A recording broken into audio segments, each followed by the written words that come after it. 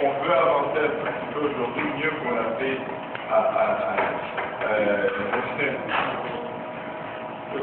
tu es congédié.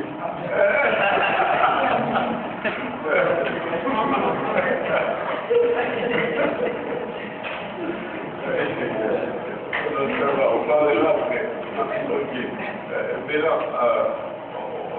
on était en train de parler du tabernacle, on a parlé du demeure de Dieu. Nous avons vu qu'il y avait 4 demeures dans la parole de Dieu pour l'habitation ou la présence de Dieu ici sur terre.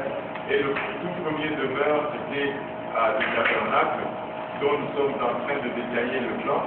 Et le deuxième demeure, c'était le corps du Seigneur Jésus-Christ. La Bible nous dit que toute la plénitude de la divinité habite corporellement en lui. Et le troisième demeure, c'est l'Église. L'Esprit du Seigneur habite dans sa plénitude, dans l'Église. Et le troisième demeure va être à venir, ça va être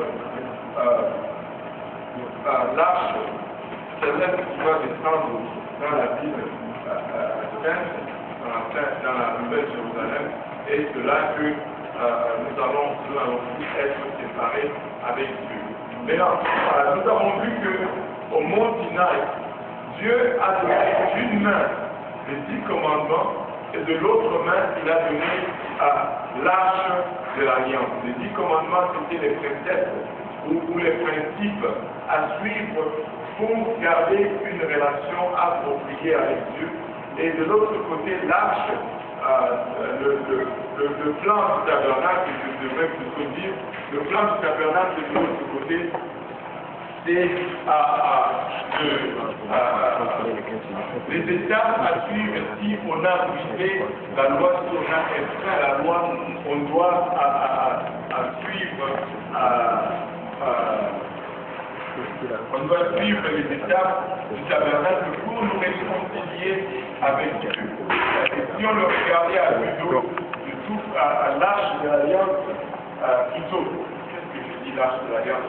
Le tabernacle était constitué premièrement d'une clôture qui délimitait une surface qu'on appelait le parvis. Et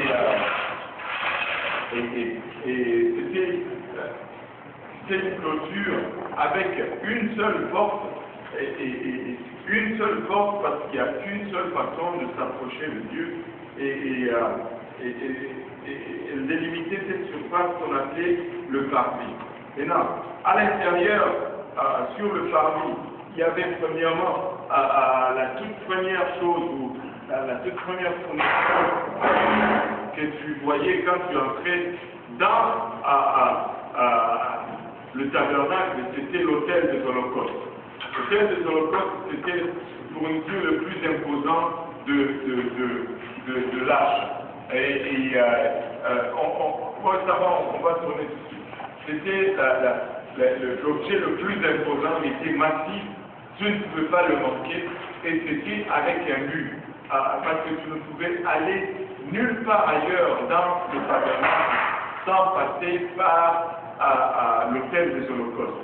Il était juste en face de la porte, même si tu passais occasionnellement devant le tabernacle, tu allais apercevoir l'autel des holocaustes à l'intérieur. Après l'autel des holocaustes, il y avait la cuve d'Aaron, ou le bassin de lavage, où les sacrificateurs allaient pour se laver après avoir performé son service sur l'autel des holocaustes. Et en arrière de la cuve d'Aaron, il y avait ce qu'on appelait la tente d'assignation. Très souvent, on réduit le tabernacle à la tente d'assignation, mais le tabernacle contient aussi les 2 fournitures à l'extérieur ainsi que l'enclos ou la clôture.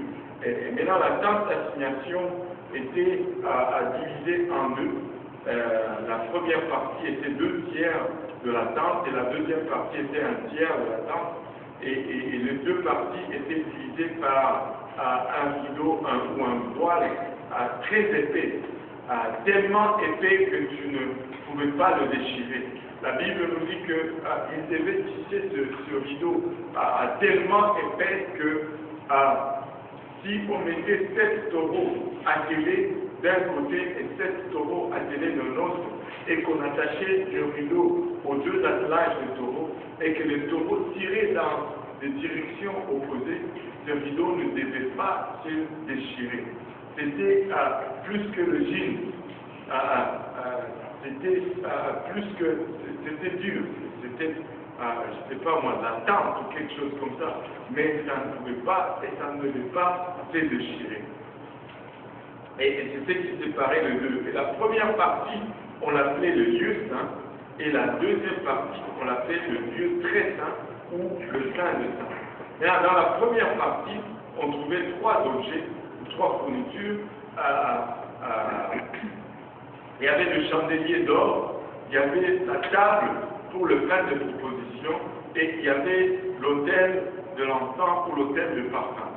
Et si on allait en arrière du rideau, et c'est là qu'on trouvait l'arche de l'alliance elle-même qui symbolisait la présence de Dieu. Maintenant, on va regarder ces choses une après l'autre, juste pour vous signaler qu'on avait lu cette écriture qui nous disait que ces choses étaient l'ombre des choses à venir. Tout ce plan était l'image ou l'ombre des choses à venir, mais nous retrouvons ce plan du tabernacle accompli parfaitement en Christ. Maintenant, voyons l'autel des holocaustes. L'autel des holocaustes ou l'autel de sacrifice était la pièce la plus imposante. Et c'était là où le sacrifice, où les brebis et tous ces animaux offerts en sacrifice étaient tués et brûlés à l'offrande à Dieu. Et c'était un lieu de mort. Ce n'était pas une surprise, ce n'était pas étonnant si tu allais un peu visiter cet hôtel des holocaustes, que tu y trouves des fois des restants d'animaux qui ont brûlé, des restants d'entrailles d'animaux qui ont été sacrifiés là-dessus. C'était un lieu de mort. Ce n'était pas joli ce qui s'est passé à l'hôtel des holocaustes. Là on tuait et là on brûlait, ce n'était pas une place agréable. Mais c'était la première pièce dans le tabernacle. Et ça devient très significatif dans notre marche avec le Seigneur aujourd'hui, parce que l'autel des holocaustes symbolise notre premier pas aussi vers Dieu, qui est notre place de repentance. Nous devons nous repentir. Sans la repentance, nous ne pouvons pas nous approcher de Dieu. La repentance, c'est quoi la repentance? Vient du mot grec métanao, qui veut dire un demi-tour, une volte-face, ou un virage à 180 degrés. Tu es un homme charnel, tu marches selon la chair, tu fais ce que la chair aime faire, mais quand tu veux suivre Dieu, tu dois faire un demi-tour et commencer à chercher le plaisir de l'esprit. Et le plaisir de l'esprit sont contraires au plaisir de la chair. Et pour que tu y arrives, il faut que ta volonté meure. Il faut mourir en ta propre volonté. Tu dois arriver à une place où tu commences à vivre pour Christ et tu commences à chercher le plaisir de Christ. Très souvent, notre vie est motivée par plusieurs choses. Des fois, on recherche notre plaisir personnel. Des fois, on recherche les plaisirs des autres. Souvent, quand on est après l'acceptation, on veut faire le plaisir des autres. Et vous ne savez pas combien de choses qu'on fait juste pour les plaisirs des autres. Et ça peut être très, très ridicule. Très, très ridicule. Maintenant,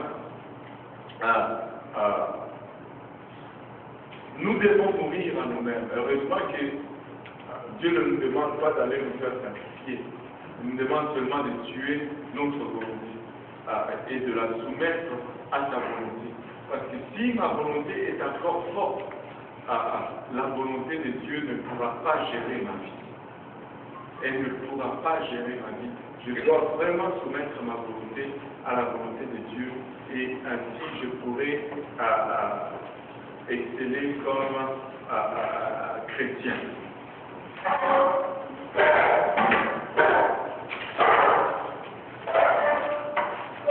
Et ça, c'est le premier pas. La Bible nous dit clairement que sans la repentance, nous allons périr dans le péché. Et la repentance est très différente de la confession. La confession, c'est confesser ses péchés, ressortir, puis revenir pour faire la même chose. La repentance, oui, implique la confession, confesse ses péchés à Dieu, pas à une autre personne, et après avoir confessé les péchés, on prend la décision et on s'engage à ne pas refaire les mêmes choses. On s'engage à changer. Il y a un sentiment de regret, mais il y a aussi une décision de tout faire pour ne pas retomber dans les mêmes choses. Et sans la repentance, nous ne pouvons pas être agréables à Dieu, nous ne pouvons pas, nous allons mourir dans le péché. Après l'autel des holocaustes qui représente la repentance, la deuxième pièce où dans le plan du tabernacle, c'est la cuve qui est un lieu de lavage, un lieu de lavage. Le sacrificateur, après d'avoir offert le sacrifice sur l'autel des holocaustes, il était taché par le sang, et des fois il était aussi taché par le sang et toutes ces choses, mais après ça, il allait se laver à la cuve d'airain, une place où se laver. Il y avait de l'eau dans ce bassin, et là il se lavait avant d'entrer dans la tente d'assignation. Mais non, c'est clair, pour faire le parallèle, quand on arrive aux places de lavage, ça c'est vraiment le lieu du baptême. Ça c'est l'image ou le symbolisme du baptême. Après que nous nous soyons repentis, la parole de Dieu nous demande de nous faire baptiser au nom de Jésus-Christ pour le pardon de nos péchés. Acte 2, 39, non, 38, si quelqu'un peut le lire, Acte 2, 38.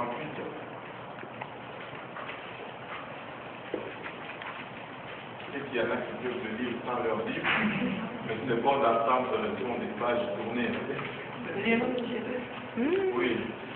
Pierre dit, répentez-vous et que chacun de vous soit baptisé au nom de Jésus-Christ pour le pardon de vos péchés et vous recevrez le don du Saint-Esprit. Et Pierre leur dit, répentez-vous.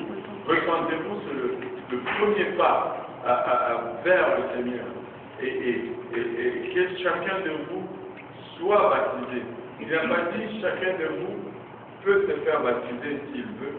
Il dit que chacun de vous soit baptisé. Et il spécifie au nom de Jésus-Christ. Et il nous dit pourquoi? Pour le pardon de vos péchés. Et le baptême, c'est ce qui nous lave de nos péchés. Le baptême nous lave de tout souillure. Il y a des péchés que nous ne savons même pas que nous avons commis. Mais quand nous rentrons dans l'eau du baptême, le Seigneur prend soin de tout cela. Le baptême, c'est toujours pour laver le péché. Le baptême, ce n'est pas juste un symbole extérieur qu'on fait pour plaire la compagnie ou ça, ou pour témoigner de notre acte de foi. Non, le baptême fait partie intégrale du salut. Et le salut, c'est un processus. Le salut, ce n'est pas un point, ce n'est pas quelque chose de ponctuel. Le salut, c'est un processus.